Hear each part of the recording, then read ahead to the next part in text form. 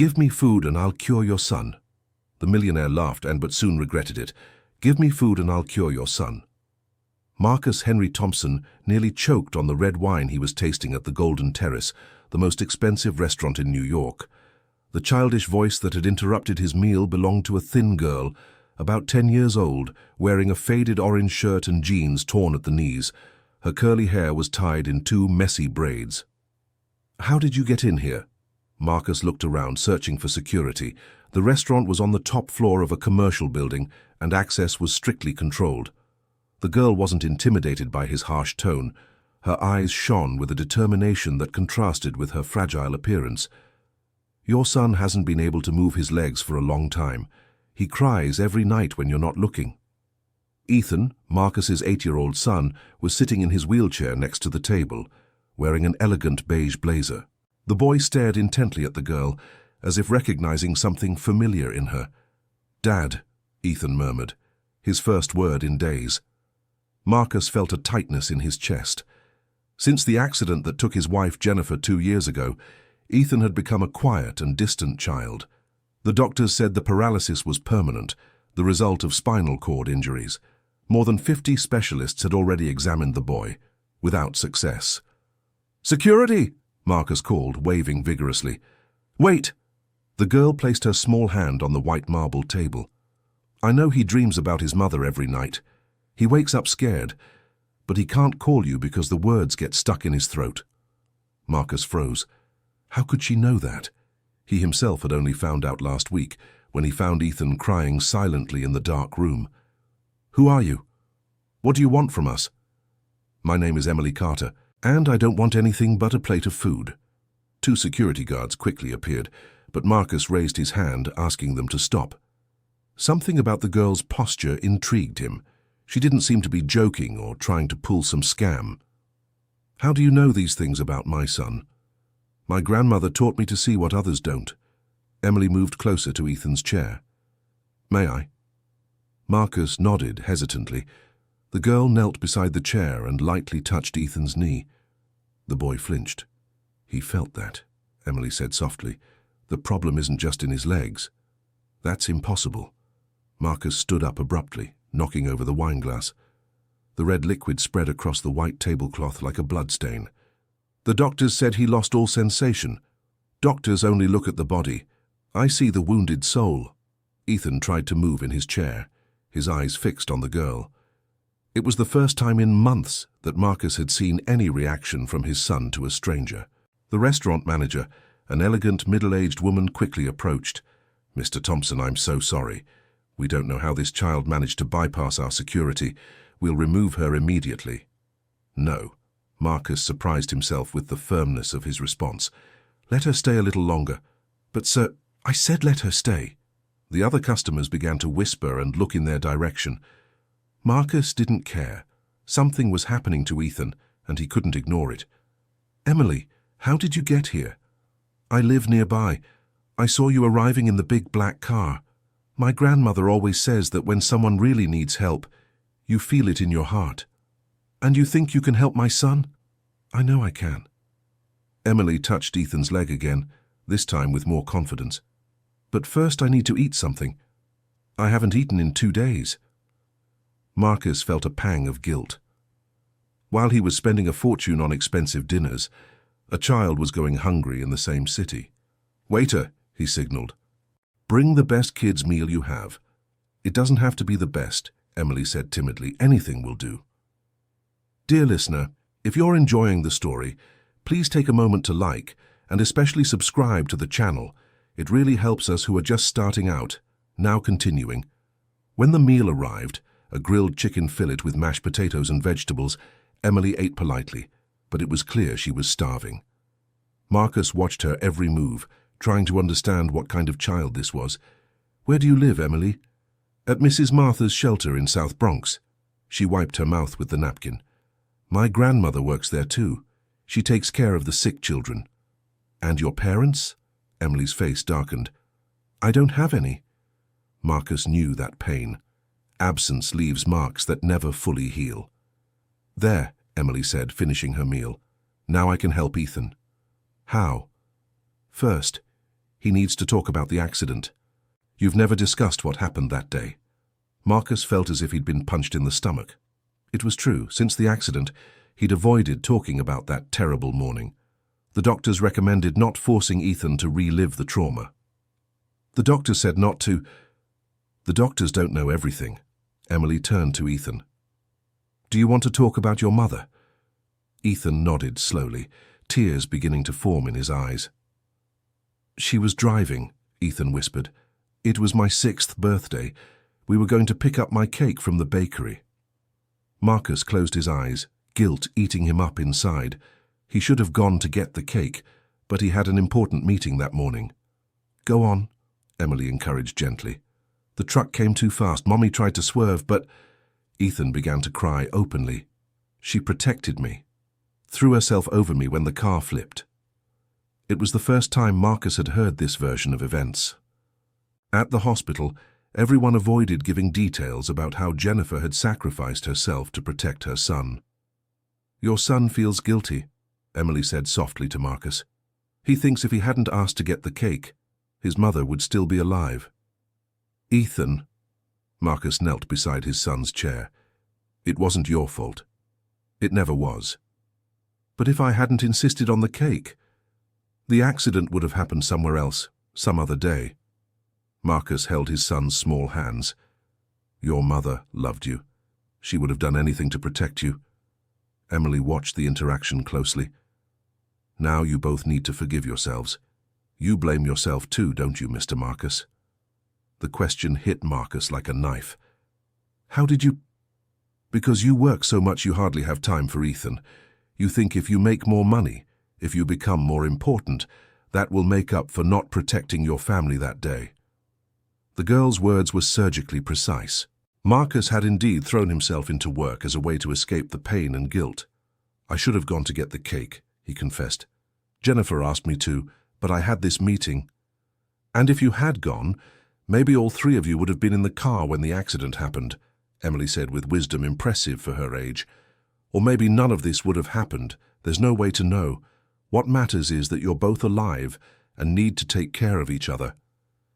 Ethan reached out his arms to his father, who hugged him tightly, both crying together for the first time since Jennifer's funeral.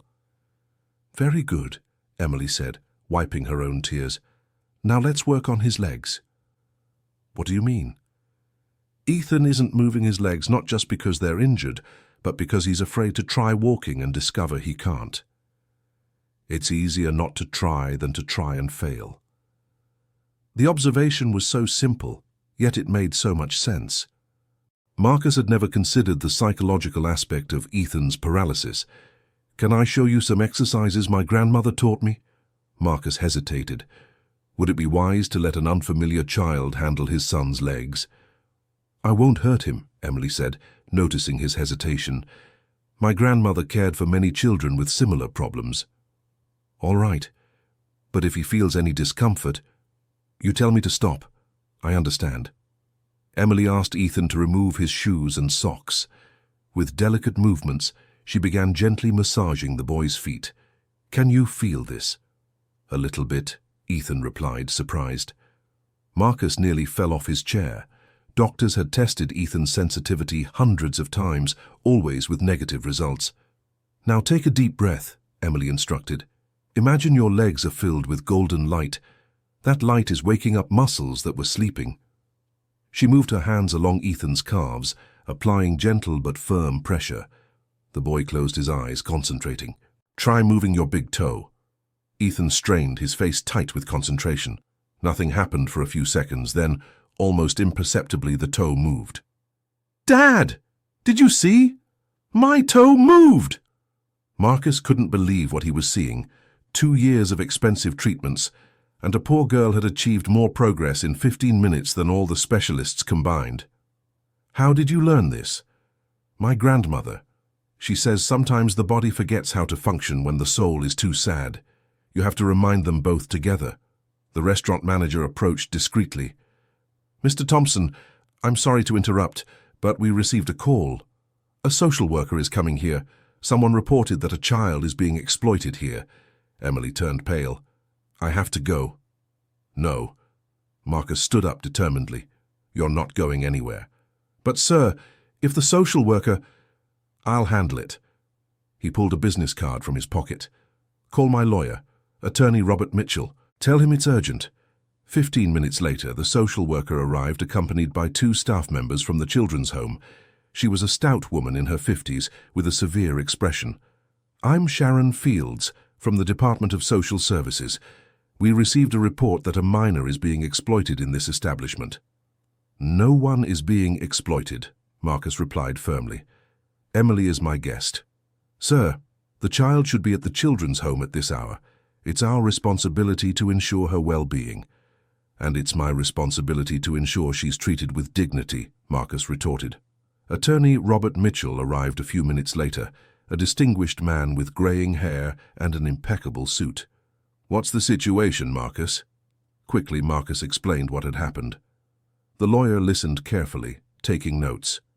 "Ms. Fields," Attorney Mitchell addressed the social worker, "my client would like to formalize a sponsorship process for the minor.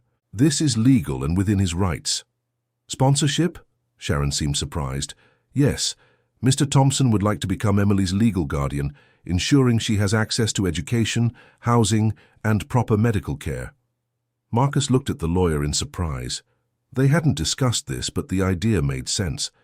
Emily had done more for Ethan in 1 hour than years of treatment. "Emily," Marcus knelt beside her, "would you like to come live with me and Ethan? You could keep helping him, and I'd make sure you have everything you need." Emily's eyes filled with tears. "What about my grandmother? I can't leave her alone." "Your grandmother is welcome too. I have a big house with room for everyone." I'd like that very much." Emily looked at Sharon. "May I?" "This requires a complete assessment," Sharon said reluctantly. "We need to verify the resident's conditions, conduct interviews." "How long does it take?" Attorney Robert Mitchell asked. "Typically a few months." "Months?" Marcus became agitated. "Ethan is making progress now. Every day counts." "May I suggest temporary custody?" the lawyer intervened, "with weekly monitoring visits until final approval." After a lengthy discussion and several phone calls, Sharon agreed to a 3-month evaluation period. Emily could stay with the Thompson family, but there would be strict supervision. That evening, Marcus took Emily and Ethan home, a triplex apartment in the Upper East Side neighborhood with panoramic city views. Emily was stunned by the size and luxury of the place. "You live here alone with Ethan?" "We have a housekeeper, Mrs. Dorothy, who lives here too. She takes care of the house and helps with Ethan." Mrs. Dorothy, a 60-year-old black woman with a warm smile, welcomed Emily as if she were family. "What a beautiful girl. I'll prepare the guest room for you." "Nothing special is needed," Emily said timidly. "Nonsense, child. Everyone deserves a nice room." During dinner, Emily shared more about her life at the shelter. Her parents had died when she was 5, her mother from complications during her younger brother's birth, and her father in a work accident 6 months later. The baby didn't survive either. "My grandmother, Grace, has worked at the shelter for 20 years. She raised me after I was left alone." "And she taught you about the treatments?" "Grandma knows many old things that doctors don't learn in school. She says that before hospitals, people healed with love and patience." After dinner, Emily worked with Ethan again. This time, he managed to move 3 toes and felt tingling in his calves. "Is it normal to feel this?" "It's great to feel this," Emily smiled. "It means your muscles are waking up." Marcus watched, fascinated. In just 1 day, his life had completely changed. For the first time since the accident, he felt true hope. Later, while Emily slept in the guest room, Marcus went to check on Ethan. The boy was awake, looking at the ceiling. "Dad?" "Yes, son?" "Do you think Mom would be happy if I could walk again?" Marcus felt a lump in his throat. "Your mother would be happy just to see you smiling again." "I want to try. I want to walk for her." "Then let's try together." The next day, Marcus cancelled all meetings to stay home with the children. It was Saturday, but normally he worked even on weekends. This time he decided family was the priority. Emily woke up early and did stretching exercises in the garden. Ethan watched her from the window, fascinated. "She looks like a ballerina," he commented. During breakfast, Emily asked about Mrs. Grace. "When can I see my grandmother?" "Today, if you want," Marcus replied. "We can pick her up at the shelter." St. Joseph's Children's Home was located in a modest neighborhood on the outskirts. It was an old building but well-maintained, with a garden full of colorful toys. Mrs. Grace was in the courtyard, playing with a group of small children. She was a black woman with graying hair, small and thin, but with a striking presence. When she saw Emily getting out of Marcus's luxury car, her eyes filled with tears. "My girl!" The meeting between grandmother and granddaughter was emotional. Mrs. Grace hugged Emily as if she hadn't seen her in years, though it had only been one day. "Grandma, this is Mr. Marcus and Ethan. He's the boy I told you about." Mrs. Grace studied Marcus with sharp eyes, as if she could see through the successful businessman's facade. "You're the father who works too much and forgot how to smile." The direct statement caught Marcus by surprise, but there was no malice in the elderly woman's words. "Emily told me you might help my son." "Emily's the one who can help. I just taught her what I learned from my own grandmother." "Mrs." Grace approached Ethan's wheelchair. "And you're the brave boy who's going to run through the parks again. Do you really think I can walk again?" "Child, I've seen many miracles in my life. Most happen when someone truly believes they're possible." During the visit, Marcus met other children from the shelter. Many had physical disabilities or chronic illnesses, but appeared happy and well cared for.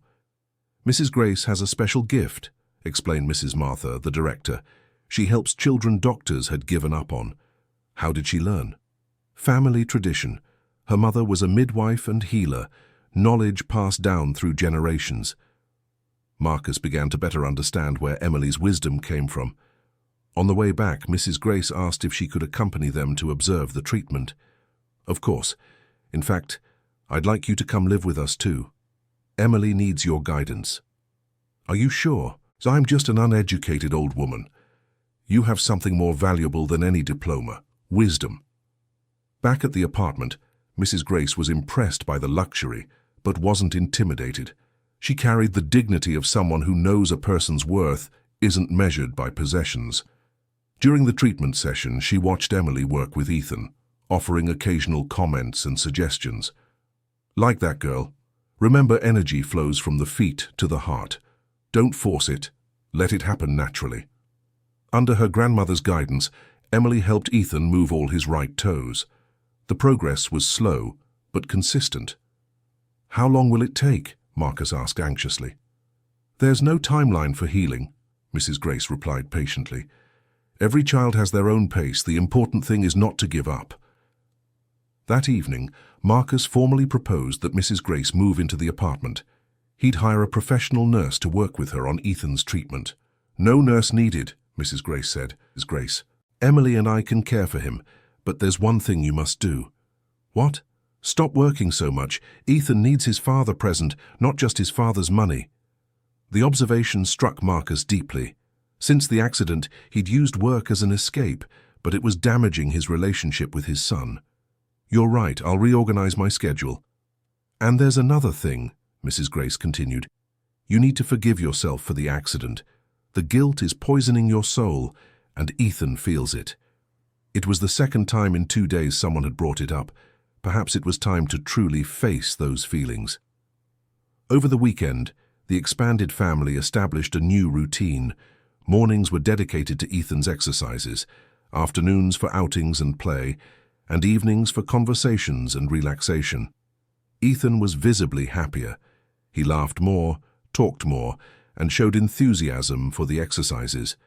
The emotional improvement was as remarkable as the physical one. On Monday, Marcus had to return to work, but promised to come home early. During the morning, he received an unexpected call. "Marcus, we need to talk urgently." It was Dr. Richard Stevens, the private physician who'd been treating Ethan for 2 years. His voice sounded irritated. "About what, doctor?"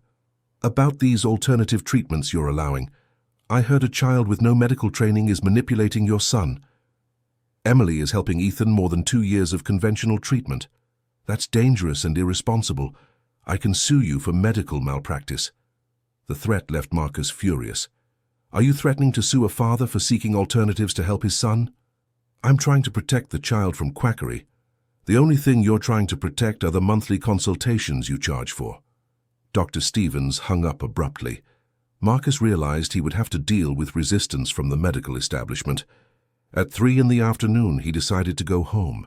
He found Ethan in the garden, trying to balance between 2 chairs with the help of Emily and Mrs. Grace. "Dad, look at me." Ethan was standing, supported but standing. His legs trembled with the effort, but he was supporting some of his own weight. Marcus rushed over, his heart racing with emotion. How long can he stay like this? "A few seconds for now," Emily replied. "But yesterday he couldn't even manage that." "It's a miracle," Marcus murmured. "It's not a miracle," Mrs. Grace corrected. "It's faith, hard work, and lots of love." That night, Marcus called attorney Robert to discuss the legal situation with Dr. Stevens. Can he really sue for malpractice? He can try, but it would be hard to prove, especially if Ethan is showing improvements. Document everything, film the progress. Marcus started recording videos of Ethan's exercises. Within a week, the boy could stand for over a minute. The news of Ethan's progress spread quickly among the family's acquaintances. Friends and co-workers came to visit, curious to meet the girl who was working miracles. Some were impressed, others skeptical.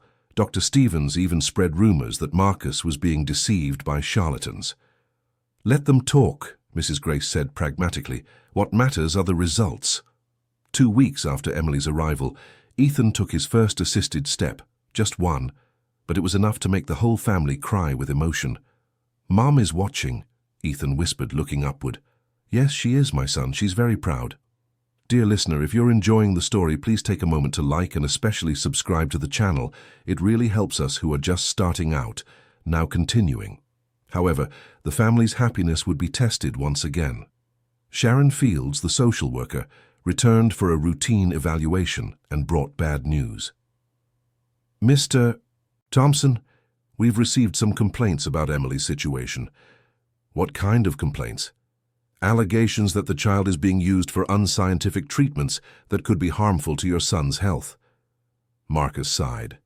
Dr. Stevens had made good on his threat. "Sharon, you can see Ethan's progress with your own eyes. How could this be harmful?" "I can't assess medical matters. I need to rely on opinions from qualified professionals." Attorney Robert was called again. This time he suggested a more aggressive strategy. "Let's get a second medical opinion. I know an excellent neurologist, Dr. Patricia Allen. She's more open to alternative treatments." Dr. Patricia examined Ethan the following Thursday. She was a young woman, about 40, with a more holistic approach to medicine. "It's remarkable," she said after evaluating Ethan's reflexes and movements. "In 2 years there was no progress, and in 2 weeks he can already support weight on his legs." "What do you think of Emily's methods?" Physical therapy based on tactile and emotional stimulation isn't pseudoscience. Many cultures have developed effective techniques that Western medicine is just beginning to study. Dr. Patricia's report was crucial in convincing Sharon that the treatment wasn't harmful. Emily's temporary custody was maintained. But Dr. Stevens didn't give up. He contacted colleagues and started a campaign to question Dr. Patricia's competence. "Richard Stevens is jealous," Dr. Patricia said candidly. "He treated your son for 2 years with no results. A 10-year-old girl achieves what he couldn't. Is that all?" "No. He has contracts with pharmaceutical companies. Ethan in a wheelchair generates revenue from expensive medications. Ethan walking doesn't." The revelation shocked Marcus. Could Dr. Stevens have really sabotaged Ethan's treatment for financial gain? "I can't prove anything," Dr. Patricia continued. "But it's suspicious that he never tried intensive physical therapy." Marcus decided to confront Dr. Stevens directly. They scheduled a meeting at his office. "Richard, I need to know the truth. Did you really try everything to help my son?" Dr. Stevens dodged the question. "We followed standard medical protocols. But you never tried emotional therapy, therapeutic massage, nothing unconventional. Those methods aren't scientifically proven, but they worked. It was a coincidence the boy might have recovered naturally. After 2 years, what a convenient coincidence. The tension between them was palpable. Marcus decided to break ties with Dr. Stevens permanently and transfer Ethan's medical care to Dr. Patricia. Meanwhile, Ethan kept improving. By the end of the 3rd week, he managed to take 3 steps without support before returning to his wheelchair. Emily was radiant. Soon he'll be able to run again. You're so sure? I am. His body remembers how to walk, he was just afraid to try. Mrs. Grace watched her granddaughter's exercises with pride. Emily always had this gift. Since she was little, she could feel others' pain. How did she develop this ability? I think it's because she suffered a lot herself. Those who know pain can heal it. The observation made Marcus reflect on his own journey of pain and healing. Perhaps he too could use his experience to help other parents in similar situations. 1 month after Emily's arrival, Ethan managed to walk through the entire house without support. His legs were still weak but functional. Dr. Patricia was impressed by the speed of his recovery. In 30 years of medicine, I've never seen anything like it. Is it because of Emily? It's because of love. Medicine treats illnesses, but only love heals people. Marcus began rethinking his life priorities. Financial success seemed less important compared to his family's happiness. He decided to drastically reduce his work hours and dedicate more time to Ethan and Emily. He also started planning a foundation to support families with disabled children. I want to do something meaningful with the money, he told Mrs. Grace. You're already doing it. You're building a family. The elderly woman's words touched Marcus deeply. After so many years focused solely on accumulating wealth, he was discovering life's true value. But their happiness would soon be threatened again. Charles Bradford, Marcus's former business partner, showed up at the apartment unannounced one Friday afternoon. Charles was a tall, thin man with a well-groomed moustache and expensive suits. They had ended their partnership 2 years earlier, after disagreements about the company's direction. Marcus, we need to talk business. Charles, you know we don't work together anymore. Exactly. I came with an offer. Charles knew about Ethan's situation and Marcus's reduced work hours. He offered to buy Marcus's share in the company for well below market value. With everything going on, you must need liquidity, Charles said with false concern. I'm not interested in selling. Think about it, Marcus.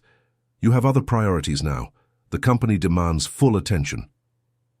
Emily, who was in the living room playing with Ethan, watched the conversation carefully. Something about Charles's behavior bothered her. He's not telling the truth, she whispered to Mrs. Grace. How do you know, child? He keeps fiddling with his tie when he lies, and his eyes shine differently. Mrs. Grace smiled. Emily really had a special gift for reading people. After Charles left, Marcus called attorney Robert Mitchell to investigate the reasons behind the proposal. Let me do some research. Charles might be plotting something. Over the weekend, the family had a picnic in Central Park. It was the first time Ethan had left the house walking since the accident. He still needed frequent breaks and occasional support, but he managed to walk through the park, feed the ducks, and play on the adapted playground. Look, Dad, I managed to climb on the seesaw. The joy on Ethan's face was contagious. Other parents in the park stopped to watch, some recognizing the family from the society pages.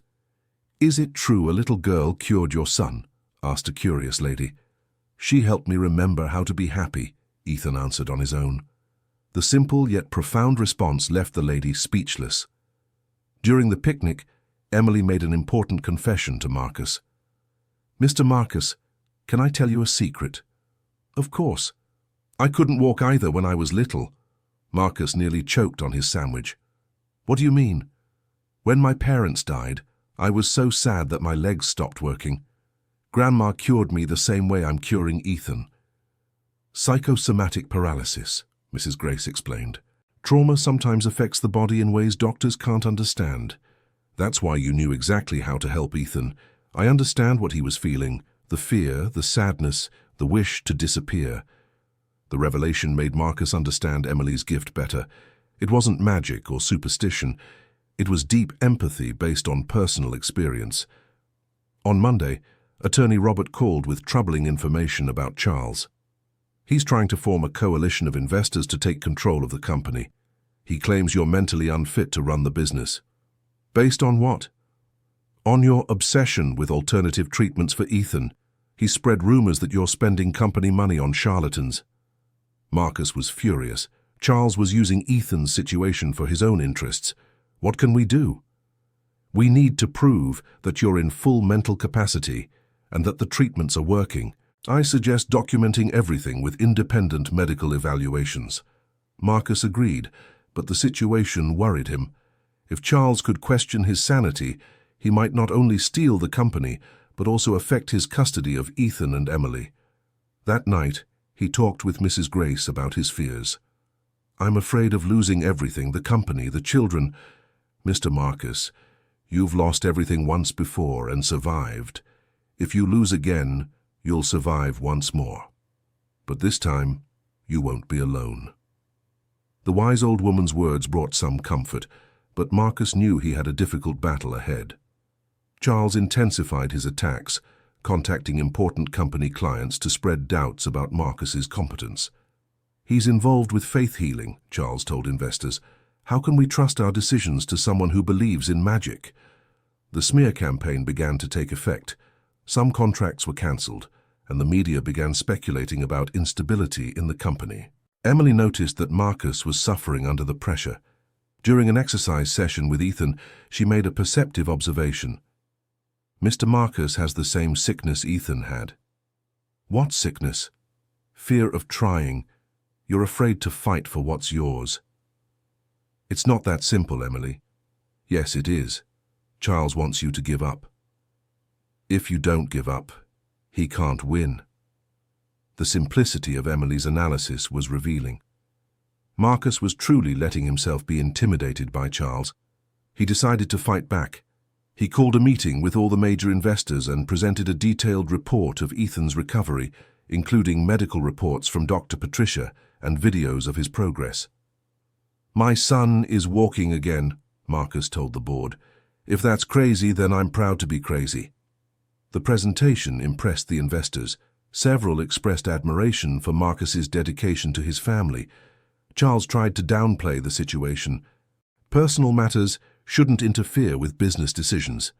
On the contrary, replied one of the senior investors, a man who fights so hard for his son will fight even harder for the business. Charles's attempt to take control of the company failed. Marcus kept his position, but he knew the war wasn't over. That night he found Emily in the garden looking at the stars. Thank you, he said simply. Why? For teaching me how to fight. I didn't teach you anything. You just remembered how. 2 months after Emily's arrival, Ethan was running through the apartment hallways. His recovery was complete from a physical standpoint. Dr. Patricia did a final evaluation and declared that Ethan was fit to return to the normal activities of an 8-year-old. It's a case for the medical books, she said in amazement. Full recovery from paralysis after 2 years. What should we tell people interested in the case? The truth. That love and persistence can heal more than any medicine. Marcus decided to found the Jennifer Thompson Institute in honor of his wife. The institute would offer support to families with disabled children, combining traditional medicine with alternative therapies. Emily and Mrs. Grace would be the coordinators of the emotional therapy program. Are you sure? It's a big responsibility. Grandma always said that when you receive a gift, you have to share it with others, Emily replied. The institute's opening was scheduled for the anniversary of Ethan's recovery, 3 months after the first meeting at the restaurant. Charles made one last attempt to sabotage Marcus, leaking false information to the press about company mismanagement. But this time Marcus was prepared. He had documented all of Charles's attempts to harm the business and presented the evidence to the proper authorities. Charles was investigated for defamation and illicit business practices. His plan backfired on him. He underestimated the power of the truth, Mrs. Grace commented pragmatically. At the Institute's opening party, Ethan gave the opening speech. My name is Ethan, and I forgot how to walk for 2 years. My friend Emily taught me that sometimes we forget important things when we're very sad, but we can always remember again if someone who truly cares helps you. The speech moved everyone present. Several families immediately signed up for the Institute's programs. Emily, now officially adopted by the Thompson family, had become a minor celebrity. Health magazines wanted to interview her. "I don't want to be famous," she told Marcus. "I just want to help other children. And you will, but no pressure in your own time." Mrs. Grace, at 72 years old, had found a new purpose in life. At the Institute, she trained volunteers in the traditional healing methods she had learned over the years. "I never thought I'd teach at a real school," she said proudly. "You were always a teacher. You just didn't have the official title." 6 months after the opening, the Institute had already served more than 200 families. The results, although not always as dramatic as Ethan's, were consistently positive. Marcus scaled back his business activities to dedicate himself fully to the Institute. The company remained profitable, but was now under professional management. "Do I miss the business?" "I miss the challenge sometimes, but building a place where families find hope is a much greater challenge." Ethan, now 9 years old, had become a normal and active boy. He played soccer, rode his bike, and attended a regular school. But he maintained a special connection with other children going through hardships. At the Institute, he was a junior volunteer, sharing his story and playing with newly arrived children. "Why do you like helping?" asked a journalist interviewing him. "Because I know what it's like to be sad and scared. When someone who's been through it helps you, you believe you can make it too." Emily had grown into a confident and determined 12-year-old. She was studying pediatric physical therapy in a special technical course and planned to major in medicine when she grew up. "I want to learn everything about the human body to help even more children," she explained to anyone asking about her plans. "And if you find that traditional medicine contradicts what you learned from your grandmother, then I'll combine both types of knowledge and create something new." Mrs. Grace, now respected by doctors and therapists, had written a book about traditional emotional healing techniques. "I never imagined I'd write a book at 73. Life is full of surprises, isn't it, Grandma? The best surprises come when we stop expecting them." Marcus had found an inner peace he hadn't felt in years. The guilt over the accident had finally been processed and overcome through extensive dialogue and family therapy. He and Ethan visited Fernanda's grave every month, always bringing fresh flowers and updates about their extended family. "I think Mom would be proud," Ethan said during one of these visits. "I'm sure she is proud, and I'm sure she sent Emily to help us." "Do you really believe that?" "I do. Some coincidences are too big to be random." The Institute had expanded to other cities. The integrated approach of traditional medicine and alternative therapies was gaining academic recognition. Dr. Patricia had become the medical director of the project and coordinated research on the effectiveness of the methods used. "We're documenting results that challenge much of what conventional medicine believes about recovery," she reported at international conferences. Charles Bradford, after losing the legal and business battle, had moved to another state. His attempts to harm Marcus had backfired, resulting in a loss of credibility and business. "Justice always takes time, but it always arrives," Mrs. Grace philosophized. Dear listener, if you're enjoying the story, please take a moment to like and especially subscribe to the channel. It really helps us who are just starting out. Now, continuing. 1 year after Ethan's full recovery, the family received an unexpected visit. Sharon Fields, the social worker who had supervised Emily's custody, appeared at the Institute. "I've come to do a final evaluation of the case," she said formally. But upon seeing the Institute's success and the family's evident happiness, Sharon became emotional. "In 20 years of work, I've never seen such a positive transformation," she confessed. "You've created something extraordinary." "We just did what any family would do," Marcus replied humbly. "No, most families would have given up. You chose to believe." Sharon wrote an enthusiastic report on the case, which became a model for future adoptions of children with special needs. 2 years after the first meeting at the restaurant, Ethan was running a junior marathon for children. Emily ran alongside him, both wearing Jennifer Thompson Institute t-shirts. Marcus watched them from the finish line, tears of pride streaming down his face. "They've come so far," Mrs. Grace commented, holding his arm. "We've all come so far." Ethan crossed the finish line in 10th place out of 50 children. For him, the placement didn't matter. What mattered was having managed to complete the race. "Dad, I did it! You sure did, champ!" Emily arrived right after, breathless but beaming. "Grandma, did you see? I did it too." "I saw, my girl. I'm proud of both of you." That evening, during family dinner, Ethan asked a question that had been on his mind for a long time. "Dad, do you think our family is complete now?" Marcus looked around the table. Ethan, Emily, Mrs. Grace, Mrs. Dorothy. It was a family built by choice, not by blood, but it was the closest family he'd ever had. "It's complete, son. Perfectly complete. What if someone else shows up who needs help? Then we make room. There's always room for more love." Dr. Stevens, the doctor who had opposed Emily's treatment, eventually sought out Marcus to apologize. "I was wrong," he admitted reluctantly. "My professional ego prevented me from recognizing something that was working. What matters is that you recognize it now. I'd like to learn about the methods you use. Perhaps I can help other patients." Marcus referred him to Dr. Patricia, who coordinated a retraining program for doctors interested in integrated approaches. "It's never too late to learn," Dr. Patricia told Dr. Stevens. "Medicine is always evolving." The institute continued growing. Families came from other countries to participate in the programs, and universities began studying the methods developed there. Emily, now 14, had become a regular speaker at medical conferences. Her combination of personal experience and technical knowledge impressed seasoned professionals. "How do you explain your methods to skeptical doctors?" asked a reporter. "I tell them it doesn't matter if they understand how it works. What matters is that it works. Science can explain it later." Ethan, at 11, had written a children's book about overcoming challenges, illustrated by himself. The book became a bestseller, and all proceeds were donated to the institute. "Why did you donate all the money?" "Because money didn't make me walk. Love did."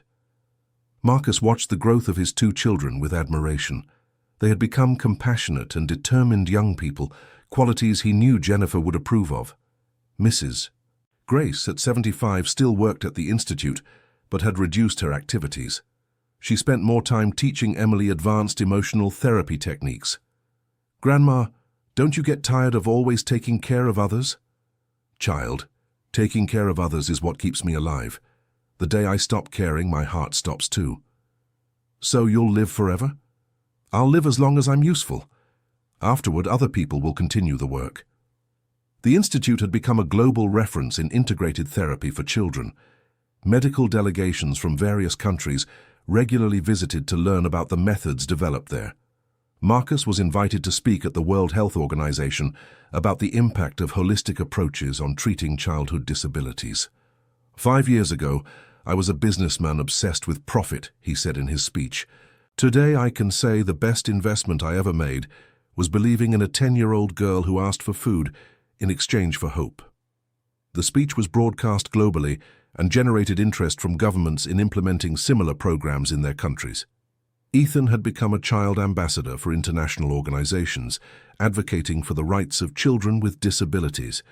Despite his fame, he remained a normal boy, concerned with school, friends, and soccer.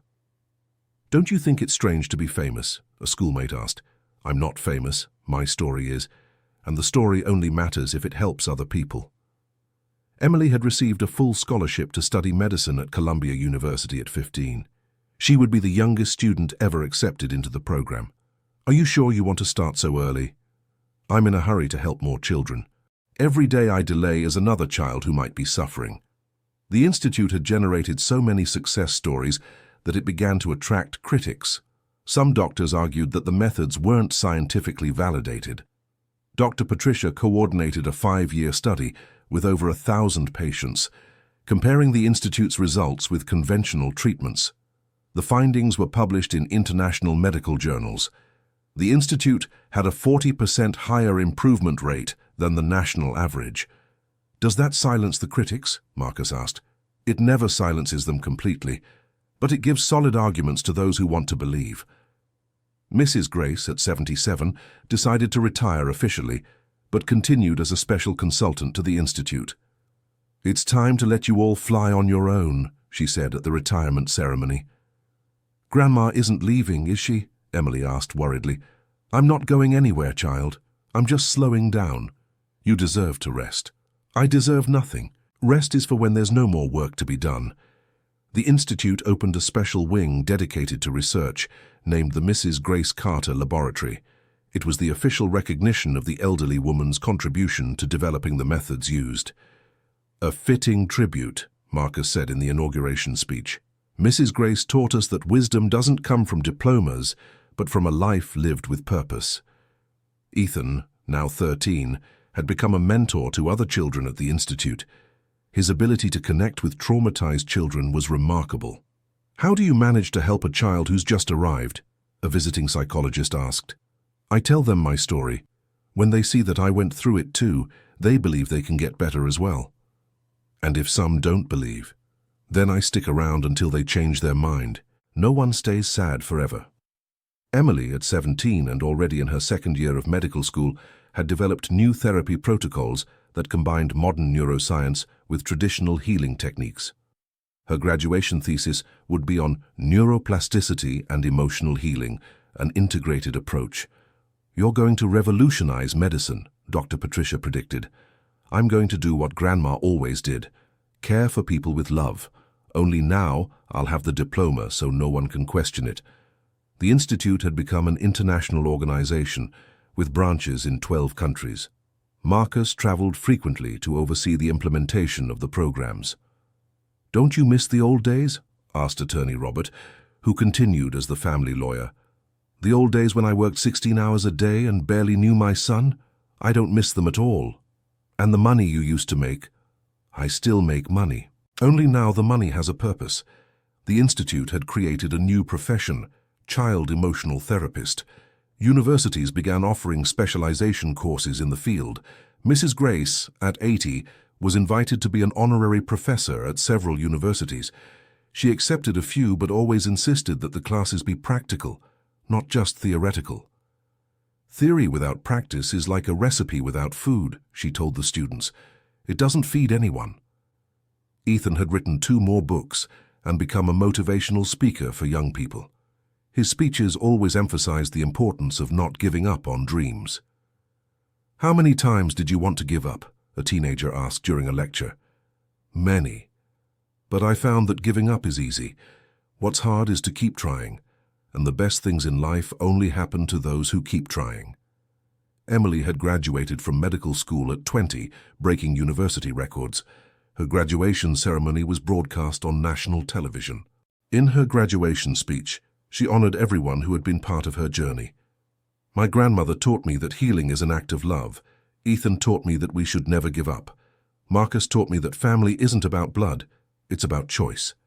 And all the patients who passed through the institute taught me that medicine only works when it touches the heart, not just the body." Dr. Patricia offered Emily a special residency position at the institute, combining clinical care with advanced research. "It's the future of medicine," she said. "Doctors who understand both science and the human soul." The institute had documented over 5,000 cases of significant recovery in 10 years of operation. The methods developed there were being adopted by hospitals around the world. Marcus, now 50, had found a perfect balance between personal and professional life.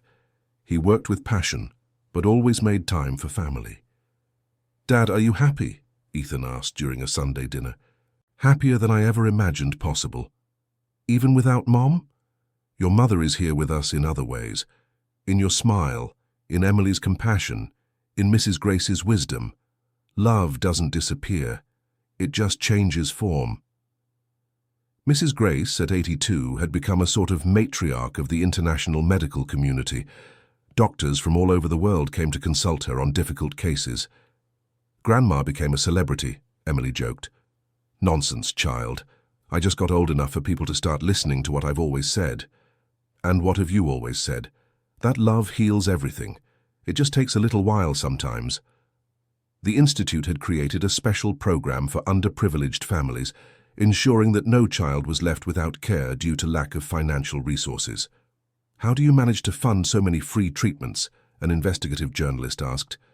"Families with financial means pay a little more to subsidize those who can't afford it," Marcus explained. "It's a system of solidarity. And the wealthy families accept this. Those who truly love their child don't mind helping another child get well too."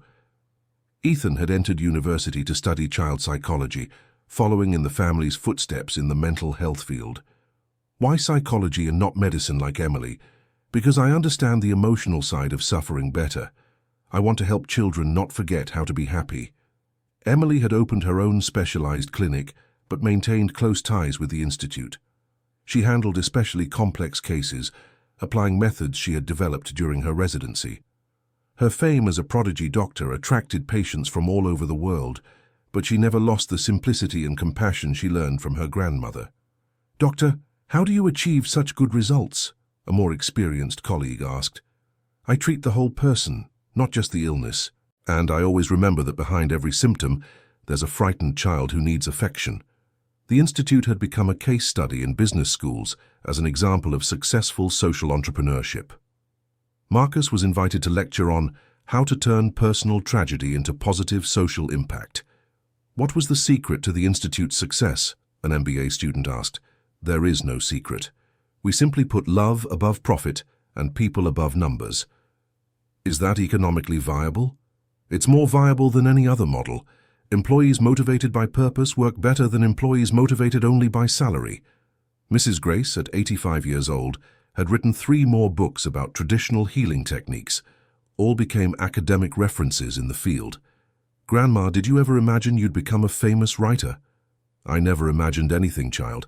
I just lived my life and did what seemed right at the time." "And did it always work out?" "Not always. But when it didn't, I learned something. In the end, everything becomes useful experience." The institute had inspired the creation of a new medical specialty, pediatric integrative medicine. Universities began offering specific residencies in the area. Dr. Patricia had become a worldwide reference in the specialty and coordinated an international medical exchange program. "In 20 years of career, what was your biggest discovery?" asked a science reporter. "That medicine isn't just science, it's art. And the most important art is the art of caring with love." Ethan had married at 25 to a psychologist he met during college. They worked together on an institute program focused on teenagers. "Dad, we have some news for you," he said during a Sunday lunch. "What news?" "You're going to be a grandfather." Marcus fell silent for a few seconds, processing the information. Then he began crying with joy. "Jennifer would be so happy," he murmured. "She is happy, Dad. I feel it." Emily had developed a revolutionary method for early diagnosis of emotional trauma in children, using a combination of behavioral analysis and traditional observation techniques. The method was being tested in hospitals across 15 countries with extraordinary results. "How did you manage to combine modern science with ancestral wisdom?" asked a researcher from Harvard University. "I learned that there's no useless knowledge. My grandmother knew things that science is still discovering. I just translated what she taught me into a language that doctors can understand." The institute had trained an entire generation of professionals specialized in pediatric integrative medicine. Its alumni worked in hospitals and clinics around the world. Marcus felt proud seeing the global reach of work that had begun as a desperate attempt to help his own son. "Did you imagine it would go this far?" Mrs. Grace asked during a walk in the park. "Never. I just wanted Ethan to walk again. And look how far you've come. Thousands of children walking because of this story. That's your and Emily's merit, not mine. It's all our merit, and Jennifer's too, who sent Emily to you at the right moment." Marcus smiled. Even after so many years, Mrs. Grace still believed Jennifer had orchestrated the meeting at the restaurant. And perhaps she was right. Some things were too big to be coincidence. Ethan had become the father of twins, a boy and a girl. Marcus was a completely smitten grandfather, spending hours playing with his grandchildren. "Grandpa, tell us the story of how Daddy learned to walk," the girl always requested. "Once upon a time, there was a very brave girl who offered to heal a sad boy in exchange for a plate of food." And the story continued, being told to a new generation, carrying with it the message that love and persistence can overcome any obstacle. Emily had opened 5 specialized clinics and trained hundreds of doctors in her methods. She married a neurologist she met at an international conference. "Are you planning to have children?" Marcus asked during the wedding celebration. "We are. And when we have them, they'll grow up knowing they can heal the world with love, just like Grandma Grace taught me." Mrs. Grace, at 90 years old, was still lucid and active, though she had drastically reduced her activities. She spent her days reading, receiving visitors, and playing with her great-grandchildren. "Grandma, what's the secret to living so long?" Ethan asked. "It's no secret, child, it's purpose. As long as you have a reason to wake up in the morning, the heart keeps beating. And what's your reason now? To see you all be happy, to see the work continuing. To know that when I'm gone, the world will be a little better than it was when I arrived." The Institute had become an independent university, offering undergraduate and graduate courses in pediatric integrative medicine. Marcus was named honorary dean, but the position was purely ceremonial. The actual management was handled by a team of specialized professionals. "Don't you miss being in charge?" Attorney Robert Mitchell asked. "No. The best gift I can give to this cause is to step aside and let more capable people take over." "And what will you do now?" "Be a grandfather, travel with the family, maybe write my memoirs." Marcus's memoir, From the Restaurant to the Institute, A Healing Journey, became an international bestseller. All proceeds were donated to expand the Institute's programs. "Why do you keep donating everything?" a reporter asked. "Because I already have everything I need. Family, health, purpose. Money sitting in the bank doesn't heal any children." Ethan had become the director of the Institute's psychological care program. His methods, based on his own recovery experience, were especially effective with traumatized children. "Dad, I want to make a change to the program," he said during a family meeting. "What change?" "I want to include parents in the treatment. Sometimes the child can't get better because the parents are still suffering." "Good idea. Your mother would be proud of your compassion." Emily had developed a test that could identify emotional trauma in babies, allowing early intervention before problems manifested physically. The test was being adopted by maternity wards worldwide, preventing thousands of developmental issues. "How did you manage to develop something so precise?" a Japanese researcher asked. "My grandmother always said that babies cry differently when they're in physical pain or emotional pain. I just learned to hear the difference and translated that into scientific parameters." The Institute had established partnerships with international health organizations to bring its methods to developing countries. Mobile teams traveled to underserved regions, training local professionals in the techniques developed at the Institute. "It's rewarding to see children in remote villages benefiting from methods we developed here," Marcus commented during a video conference with a team in Kenya. Mrs. Grace had become the subject of anthropological study. Researchers from various universities interviewed her about traditional healing knowledge. "Grandma became a university professor at 90, Emily joked. "I've always been a teacher, girl. It's just that now the students are older than I was used to." "And what do you teach them?" "That knowledge without wisdom is dangerous. And that wisdom without love is useless." Ethan had created a special program for orphaned children based on his own experience of growing up without a mother. "How can you help children who have lost their parents without reopening your own wounds?" a visiting psychiatrist asked. "The wounds never completely close, but when you use your pain to lessen someone else's, it hurts less." The Institute had documented over 20,000 cases of significant recovery in 15 years. The results were studied by researchers from around the world. "What is the success rate of the methods used here?" asked a statistician from the World Health Organization. "It depends on how you define success," Dr. Patricia replied. "If it's a complete cure, about 60%.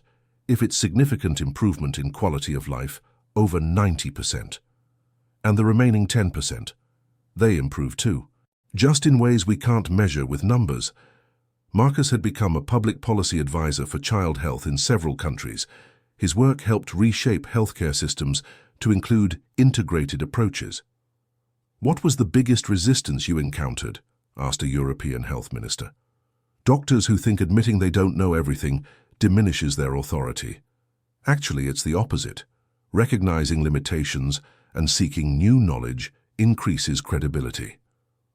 Emily had opened an advanced research center in child neuroplasticity, focused on understanding how trauma affects brain development. Her discoveries were revolutionizing medical understanding of the relationship between emotions and bodily functions. "Dr. Emily, Your research suggests that virtually all childhood illnesses have an emotional component.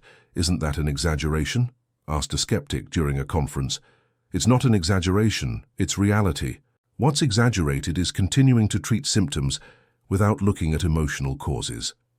The Institute had inspired the creation of a new medical specialty recognized internationally: family integrative medicine. Doctors specialized in the area were trained to treat not only the patient but the entire family dynamic that might be contributing to the illness. Mrs. Grace, at 92 years old, had been decorated by the President of the Republic for her contribution to American medicine. "Grandma, you're officially a national hero," Ethan said during the ceremony. "Nonsense, child. Heroes are those who save lives. I just taught people how to save themselves." "What's the difference?" "The difference is that when you save someone, you save one person. When you teach someone to save themselves, that person can save thousands of others." Ethan had written a treatment protocol for children victims of traumatic accidents, based on his own experience and observations of thousands of similar cases. The protocol was being adopted by international hospitals, significantly reducing the recovery time of traumatized children. "Your method is remarkably effective. How did you develop such precise approaches?"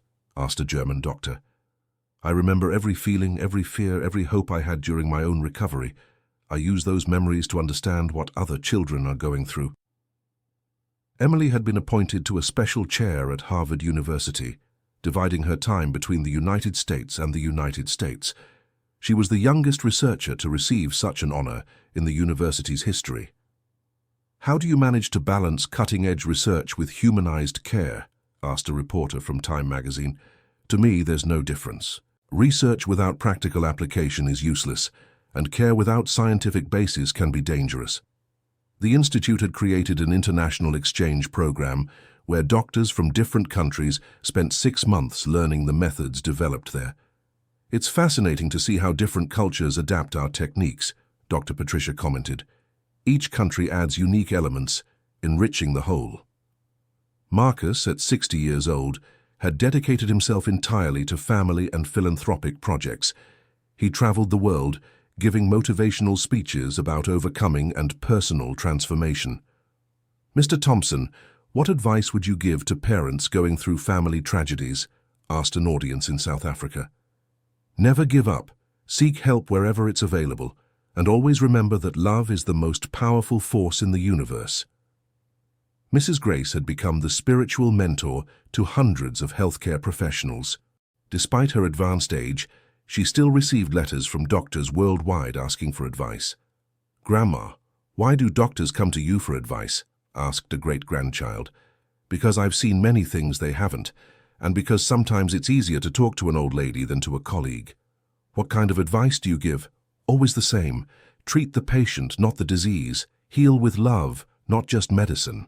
Ethan had founded a non-governmental organization focused on preventing childhood trauma through family education. The NGO worked with schools and communities, teaching parents and teachers to identify early signs of emotional distress in children.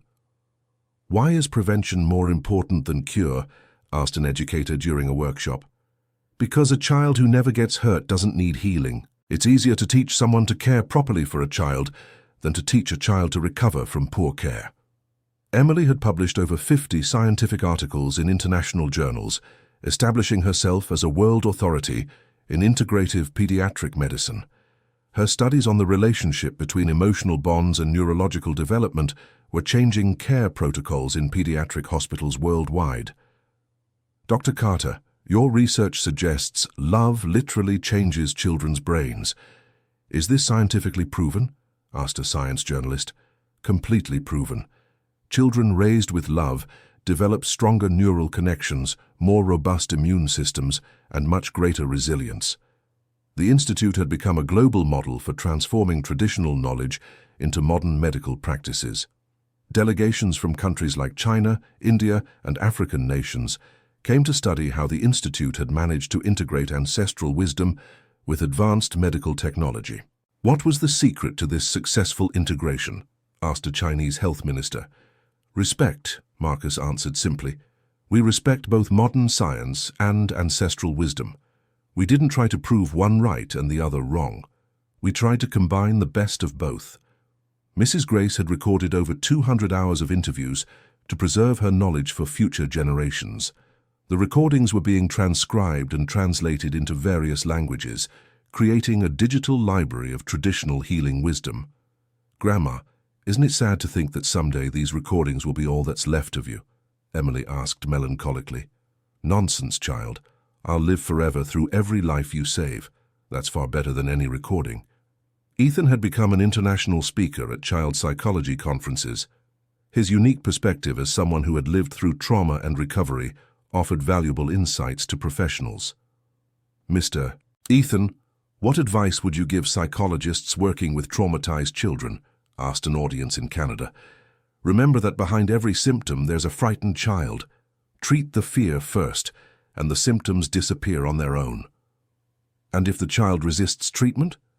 Then you haven't earned their trust yet. Traumatized children only open up when they feel completely safe." Marcus had created a foundation offering scholarships to underprivileged youth interested in integrative medicine. Hundreds of young people had already benefited from the program, creating a new generation of doctors committed to humanized approaches. "Why invest specifically in underprivileged youth?" asked a banker considering investing in the foundation. "Because those who have suffered understand others' suffering better, and because those who come from below never forget to look back to help those still climbing." Emily had developed an app that allowed parents to identify early signs of emotional trauma in their children. The app was downloaded by over 1 million users in 6 months, helping families seek help before problems worsened. "How can an app replace a professional's assessment?" questioned a critic. "It doesn't. It guides parents about when to seek professional help. It's like a thermometer.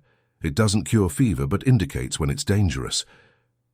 The Institute had established research programs in partnership with the world's leading universities. Longitudinal studies followed children treated by the Institute's methods for decades, documenting the long-term effects of integrated approaches. "Mr. Thompson, the long-term results are even more impressive than the immediate ones," reported a researcher from Oxford University. "Children treated here have much lower rates of psychological problems in adolescence and adulthood." "That makes sense," Marcus replied. "When you cure the root cause of a problem, not just the symptoms, the healing is more lasting." Mrs. Grace, at 94 years old, still kept a clear mind, although her body already showed signs of fragility.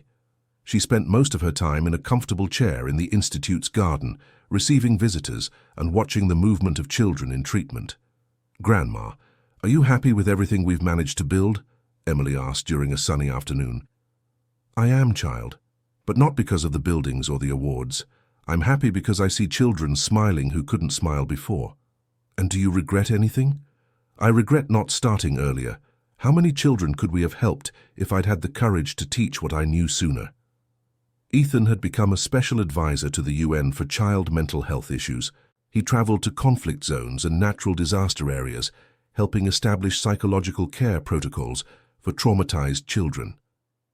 "How do you manage to handle so much child suffering without being shaken?" asked a war reporter. "I do get shaken. I cry every night for the cases I see during the day. But in the morning I get up and go back to work, because I know my pain can lessen the pain of many children." Emily had received the Nobel Prize in Medicine at 35, the youngest laureate in the category's history. The prize was awarded for her discoveries about child neuroplasticity and the development of revolutionary trauma treatment methods. "Dr. Thompson, how do you feel about receiving this honor so young?" asked a reporter during the ceremony in Stockholm. "I feel grateful for having extraordinary mentors who taught me that medicine is an art of love. This prize isn't mine.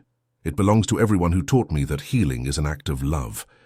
The Institute had become a small town dedicated to healing, with hospitals, schools, research laboratories, and residences for families in treatment. Over 5,000 people worked directly or indirectly in the Institute's programs, serving children from more than 80 countries. "How did you manage to build all this from a chance meeting in a restaurant?" asked a documentary filmmaker recording the Institute's history. "It wasn't chance," Marcus replied with conviction. "It was destiny. Some things are bigger than our individual understandings. End of story. Dear listeners, now tell us what you thought of this story of transformation and love. Do you believe Emily truly had a special gift for healing, or was it just her compassion that made the difference? Share your honest thoughts about this heartwarming journey of a family who found healing through love. Don't forget to like and subscribe to the channel for more touching stories.